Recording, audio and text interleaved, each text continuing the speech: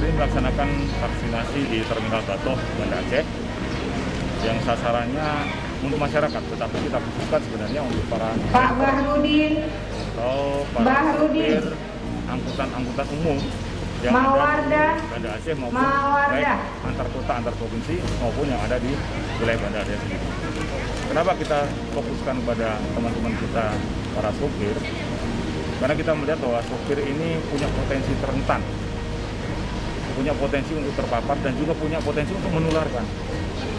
Kita tidak pernah tahu teman-teman sopir ini yang duduk di sampingnya berapa kali dia ganti orang setiap hari, berapa banyak penumpang yang berganti setiap hari, sehingga nanti kalau terkena satu orang, tracingnya agak sulit.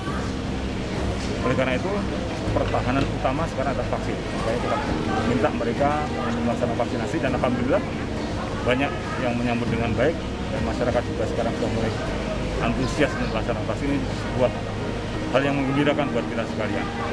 Mudah-mudahan itu seperti itu.